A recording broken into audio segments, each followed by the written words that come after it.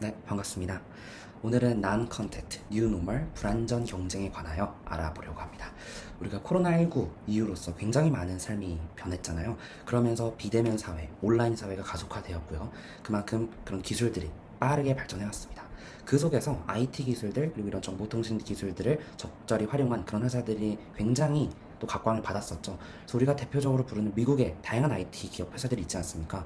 코로나19에도 불구하고 그들의 매출, 그들의 영업이익은 훨씬 더 상승할 만큼 그만큼 우리 사회의 패러다임이 이제 온라인 비대면 사회 그리고 IT 기술을 적절하게 잘 활용하는 그런 회사들, 그런 분위기로 흘러가구나. 그리고 이런 것들을 감지할 수 있었습니다. 그래서 우리가 뉴 노멀 사회라고 말하죠. 과거에는 비상식적인 일, 비정상적인 일이라고 여겨졌던 것이 이제는 정말로 당연한 일로 여겨지게 되는 그런 사회를 우리가 맞이하게 된 것입니다. 그래서 이렇게 non contact, new normal 이런 시대에서 바로 불완전 경쟁의 예시는 뭐가 있는지, 독과점의 폐해가 무엇이 있는지 최근에 다양한 사회 이슈들과 연결시켜서 알아보려고 합니다. 지금 다양한 로고들이 화면에 보이실 거예요. 여러분이 다 한 번쯤은 들어보셨을 법한 그런 IT, 온라인, 비대면 그런 업계들입니다. 왼쪽에 요기요 배달의 민족부터 시작해서 온라인 음악 스트리밍 업체, 통신사도 있고요. 네이버와 같은 검색 엔진, 구글도 있고요. 또 유튜브와 넷플릭스, 이번에 코로나19로 인해서 굉장히 사용자가 많이 늘었다고 하죠. 그리고 전통적인 반도체 업체인 엔비디아, 인텔, SK하이닉스, 삼성전자, 아마존도 있고요. 여기서 보이는 대부분의 기업들, 상당수의 기업들이요, 코로나19로 인해서 매출이 굉장히 증가했다고 해요. 아마존과 같은 경우도 미국에서 식료품을 다 온라인 배송으로 시켜 먹으면서요, 엄청나게 또 그런 매출이나 영업이익이 증가했다라고 합니다. 자, 우리가 불완전 경쟁에 대해서 알아보려고 하는데요. 불완전 경쟁이라고 생각하시면 여러분이 가장 처음으로 떠오르는 키워드가 바로 독점, 과점 이런 키워드일 겁니다. 최근에서도 이제 구글의 인앱 결제 방지법이 이제 법사위원회를 통과하면서 이런 부분들에 굉장히 관심을 많이 받고 있는데요. 뒤에서 더 자세히 설명해드리도록 하겠습니다. 네, 불완전 경쟁이라는 건요, 완전 경쟁의 조건을 만족하지 않는 경우예요. 완전 경쟁이라는 건요, 굉장히 이상적으로 시장이 제어되는 그런 상황을 말하는데, 뒤에서 또 자세히 설명을 해드리도록 하고요. 이 불완전 경쟁은 바로 시장 실패의 대표적인 사례라고 볼 수 있습니다. 시장 실패의 원인은요, 시장에서 자원 배분이 효율적으로 이루어지지 않았기 때문에 발생합니다. 그래서 우리가 독점 시장, 과점 시장을 제일 대표적으로 보는데, 독점 시장은 공급자가 하나인 시장, 과점 시장은 공급자가 소수인 시장을 말한다고 보시면 됩니다. 그래서 이 독점과 과점으로 인해서요, 굉장히 시장 가격이 높게 형성이 됩니다. 왜냐하면 경쟁자가 별로 없기 때문이죠. 독점은 어떤 시장에 경쟁자가 없거나 한 회사가 50% 이상의 점유율을 차지하는 경우, 과점은 어떤 시장에 경쟁자가 소수이거나 셋 이하의 회사가 75% 이상의 점유율을 차지하는 경우입니다. 그러니까 이 독과점의 가장 큰 문제점이 뭐냐면요, 자신들의 이익을 위해서 의도적으로 가격을 높이는 일이 발생한다는 거예요. 그리고 그 피해는 모두 소비자가 감당할 수밖에 없는 것이죠. 또 과점의 경우에는 소수의 업체들이 담합을 통해서 가격을 높이기도 하는 등 이런 독점과 과점의 폐해가 발생한다 라고 알고 계시면 좋겠습니다. 앞서서 완전 경쟁 시장도 불완전 경쟁을 소개하면서 말씀드렸는데, 완전 경쟁이라고 하는 건 경제학에서 내세우는 가장 이론적인 시장 모형이에요. 그래서 자유 경쟁을 통해서 시장 가격이 적절한 수준에서 형성이 되고 또 자원 배분이 잘 일어나는 겁니다. 그러니까 이것이 형성되기 위해서는 다수의 생산자 그리고 소비자가 필요하겠죠. 근데 이건 사실 굉장히 이론적인 모형이고요. 실생활에서 완전 경쟁이 보통 잘 일어나지 않죠. 그래서 이제 아까 보셨듯이 불완전 경쟁이 대표적으로 일어나고요. 특히 우리가 주변에서 볼 수 있는 가장 대표적인 사례가 독점적 경쟁 시장입니다. 그러니까 처음에 다른 기업들과 좀 차별화된 그런 독특한 제품들을 공급합니다. 그러면서 시장 지배력을 가지고 이익을 굉장히 높이죠. 돈을 많이 번다라는 겁니다. 그런데 누구나 이 시장에 진출할 수 있어요. 그래서 이 문턱이 낮기 때문에 장기적으로 봤을 때 새로운 기업들이 막 뛰어들 수 있는 거죠. 그러면서 또 경쟁하고 가격이 낮아지고 이런 구조들이 반복되는 것이 바로 독점적 경쟁 시장이다. 우리가 대부분 경험하고 있는 거죠. 어떤 한 회사가 제품을 딱 출시해서 시장을 장악하는데 또 다른 후발주자들이 뛰어들어서 더 경쟁이 치열해지고 가격은 좀 낮아지고, 이런 사례들 우리가 평소에 흔하게 볼 수 있습니다. 네, 그럼 다시 원래 주제로 돌아가서요, 독점과 과점에 대해서 살펴볼게요. 독과점 시장의 폐해, 앞서서 담합 같은 문제, 그리고 고의적으로 가격을 인상하는 문제들이 나타날 수 있다고 했는데요. 우리가 대표적으로 경험한 사례가 바로 배달의 민족 사례입니다. 딜리버리 히어로라는 독일 업체가 있습니다. 사실 이 업체가요, 배달의 민족, 그다음 요기요, 배달통 이렇게 우리나라의 배달 시장의 상당 부분을 책임지는 업계를 모두 소유하고 있었습니다. 그래서 배달의 민족과 요기요의 시장 점유율을 합쳐서 보면요, 거래 금액 무려 99.2%, 매출액도 99.3%에 달합니다. 이렇게 배달앱 시장 규모가 계속해서 증가해오고 있는데요. 이 소수의 기업들, 소수도 아니죠. 이 딜리버리 히어로라는 하나의 어떤 회사, 집단이 이 시장을 독점하고 있는 체제가 유지되는 겁니다. 그래서 이제 공정거래위원회에서 이렇게 말했죠. 배달의 민족과 합병을 하려면 요기요를 버려라.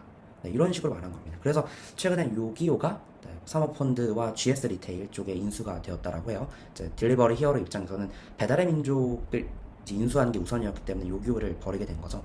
그러니까 이게 배달의 민족과 요기요, 뭐 배달통 이런 기업들을 모두 한 회사가 가지고 있었을 때 독과점 시장에 폐해가 발생할 수 있기 때문에 공정거래위원회에서도 사전에 너희들이 이걸 다 회사를 가질 수 없다. 그럼 하나를 시장에 내놔야 한다. 이런 식으로 이제 제시를 한 거죠. 이걸 통해서도 우리가 독과점 시장의 폐해를 볼 수 있고요. 또 작년에는 한동안 또 이슈가 됐던 게 배달의 민족 수수료 인상권이죠. 네, 수수료를 이제 인상한다고 했는데 그게 이제 바로 독점 기업의 폐해다 이런 뉴스들도 한창 많았던 그런 때가 있었습니다. 미국의 사례를 살펴볼게요. 미국에도 우리나라에서 공정거래위원회가 이렇게 제재를 하는 것처럼 반독점법이라는 게 있습니다. 이게 우리나라보다요 훨씬 더 강력하고요, 훨씬 더 광범위하게 기업들에게 영향을 미치고 있어요. 그래서 우리가 흔히 미국의 그 기업들, IT 기업들을 팽이라고 부릅니다. 페이스북, 애플, 아마존, 넷플릭스, 구글 이런 기업들을 모두 아우른다라고 보시면 될 것 같은데요. 이 독점적 지위를 행사하는 것에 대해서 굉장히 강도 높게 조사를 합니다. 그래서 미국의 반독점법은요, 진짜 회사도 어떤 회사가 시장을 아주 장악하고 있다라고 했을 때 그 회사를 강제로 분할시키는 그런 조치도 가능할 만큼 굉장히 강한 법이라고 보실 수가 있어요.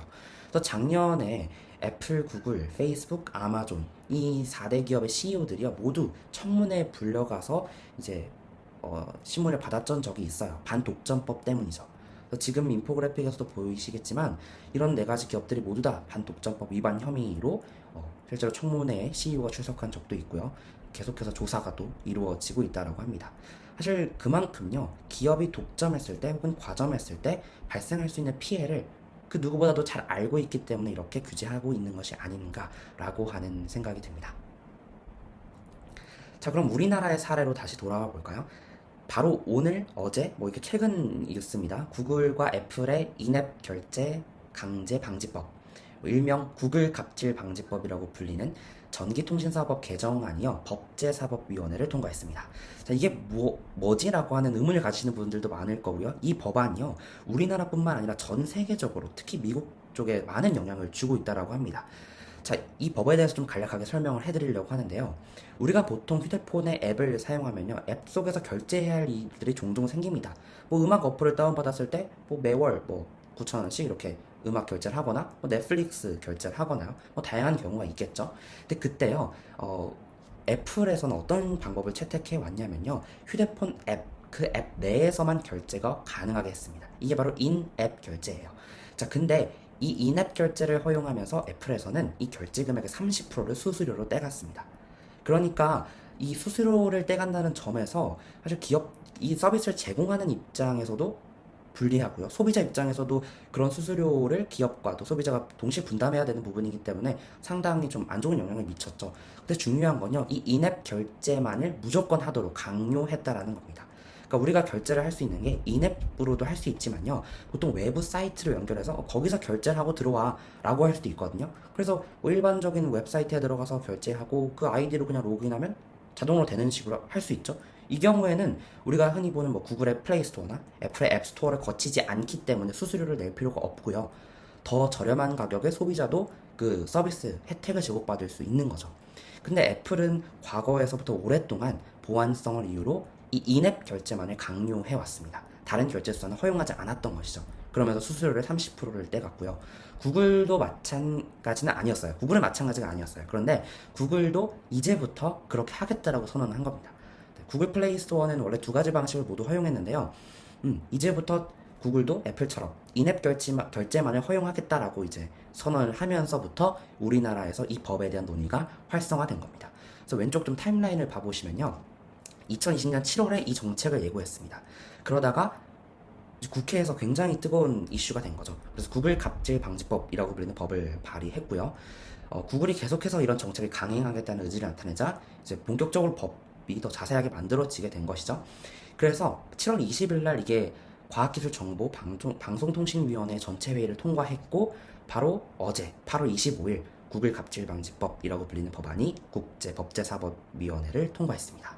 그럼 이제 남은 절차는 하나뿐이죠. 국회 본회의에서 통과만 되기만 한다면 이제 구글이나 애플과 같은 대기업들이 소비자로 하여금 너 인앱 결제만 해야 돼라고 강제할 수 없게 된 겁니다. 그러니까 결제 수단을 모두 허용해야 한 것이죠. 법적으로요. 그렇기 때문에 구글과 애플은 굉장히 이런 이슈에 반발하고 있고요. 또 애플은 본사 명의로요. 이렇게 인앱 결제 말고 다른 결제 수단을 허용하는 이런 법을 제정해버리면 보안성에 심각한 우려가 생긴다 라고 하면서 본사 차원의 입장을 밝히기도 했습니다. 그만큼 그 회사에서는 굉장히 위협적으로 보고 있는 거죠. 본인의 그런 수수료 문제도 있을 거고요. 뭐 보안성 문제도 물론 있을 겁니다만, 네. 특히나 이 법이요 미국에도 지금 많은 영향을 주고 있습니다. 사실 이 법을 논의한 게 우리나라가 거의 전 세계 최초라고 합니다. 이 법이 도입되게 되면요. 미국에서도 사실 이런 논의가 계속돼 왔어요. 구글과 애플은 이 스마트폰 앱 시장에서 독점자라고 볼 수 있잖아요. 그렇기 때문에 그 독점적 지위를 활용해서 수수료 30% 떼가는 이런 횡포를 부린다. 이런 시각이 미국에도 있는 것이죠. 그래서 미국에서도 논의가 되고 있고 또 뭐 유럽에서도 네, 그런 부분이 좀 계속해서 논의가 되어 왔는데 우리나라가 지금 가장 빠른 단계에 도입을 했고 곧 큰 반대가 없다면 이 법이 또 통과될 그런 상황에 놓여 있습니다. 그러니까 이 이슈라는 것 자체가 이렇게 거대 공룡 IT 기업들, 거대 플랫폼 기업들의 독과점 시장의 횡포에 맞선다라는 일종의 의미가 있지 않나라는 생각이 듭니다. 앞으로요, 이런 상황은 정말 많이 늘어날 거예요. 우리가 지금 구글과 애플의 경우만 따졌지만요, 그 외에도 수많은 ICT 기술 기반 기업들이 많습니다. 그리고 지금 코로나19로 인해서 그런 기업들, 그런 스타트업들이 점점 더 각광을 받고 있는 것이 사실입니다. 자, 그렇기 때문에 우리가 이런 사회에서 어떻게 대비를 해야 되고 독과점 시장이 더욱더 많아질 수 있는데 어떻게 준비해야 될지 이 구글과 애플의 사례는 우리에게 큰 어떤 메시지를 전한다라고 생각을 합니다. 사실 미래 사회에는요, 곧 데이터가 부가 되는 사회라고 하거든요. 현재는 돈이 많은 그 자본이 바로 부의 상징이 되었지만요, 미래에는 더 이상 자본이 중요한 게 아니라요, 데이터가 중요하다라는 거죠. 그만큼 빅데이터라고 하는 건 가치 있는 수단이고 정말 그 빅데이터를 바탕으로 소비자들의 트렌드를 예측하고 소비자들에게 편리한 기술들을 제공할 수 있는 겁니다. 그만큼 데이터가 중요해진 시대라고 볼 수 있는데요. 사실 이렇게 독과점 시장이 미래에 훨씬 더 위험해지는 이유가 뭐냐면요, 데이터가 쌓이게 되면요, 그것을 후발주자가 쉽게 따라잡기는 쉽지 않습니다. 그 데이터가 방금 말씀드렸다시피 굉장한 가치를 지니기 때문에 한순간에 그렇게 많은 데이터를 차지하기 어렵다라는 거죠. 그렇게 되면 데이터를 많이 가진 소위 대기업들, 그런 기업들이 이 데이터를 바탕으로 더 좋은 서비스, 더 좋은 제품을 내놓게 될 거예요. 그럼 소비자들은 그런 제품을 사용할 수밖에 없겠죠. 근데 여기서 그들이 또 이익을 과도하게 내려는 그런 욕심이나 이런 것들을 냈을 때 독과점 기업들의 횡포를 부릴 수 있다라는 거예요. 근데 이것을 누구도 브레이크를 걸기 쉽지 않죠. 그 상황에 와서는. 왜냐? 그들이 제공하는 플랫폼이나 제품들이 너무나도 편리하기 때문에요. 그래서 이런 독과점 시장에 대한 적절한 규제는 계속해서 지금부터 진행돼 와야 된다는 겁니다. 그때 가서 진행하려고 하면 그만큼 데이터를 축적해 놓은 기업들의 영향력이 너무 막강해지기 때문에 좀 어려울 수 있지 않나. 그래서 이 독과점에 대한 사전적인 대비가 필요한 시점이라고 생각합니다. 미국 뉴욕대 교수, 갤러웨이 교수님이 있는데요. 이 교수님은 이제 기업의 지배 구조나 뭐 경영 분야에서 이제 세계적인 석학으로도 불립니다. 이런 말씀을 하셨어요. 너무 높이 자란 나무를 베어내야 숲 전체 생태계가 살아날 때가 있는 법. 그러니까 독과점을 하고 있는 그런 미국의 IT 기업들 횡포를 좀 우회적으로 비판한 글인데요. 사실 무조건적으로 그런 IT 기업들, 또 기술 기반 기업들을 규제하고 제재하는 건 바람직하지 않습니다. 그것 자체가 기술의 발전을 심각하게 해친다면 또 바람직한 일은 아니겠죠. 그래서 중요한 거는요, 그런 기술의 발전, 그리고 기술을 가진 기업들이 그 기술을 악용하지 않도록 나쁜 방향으로 본인의 이익만을 챙기는데 사용하지 않도록 하기 위한 적절한 규제와 적절한 대책은 사전적으로 필요하다라는 게 저의 생각입니다. 네, 지금 굉장히 급변하고 있는 세계, IT 기술, IT 기업들이 많이 관심을 받고 있습니다. 우리가 좀 더 나은 미래를 위해서 좀 더 이 기술이 우리를 편리하게 해주는, 그리고 우리의 삶을 윤택하게 해주는 그런 미래를 위해서 독점과 과점 시장에 대한 이해와 또 사전적인 대책, 그리고 제도가 필요한 시점이라고 생각합니다. 네, 들어주셔서 감사합니다.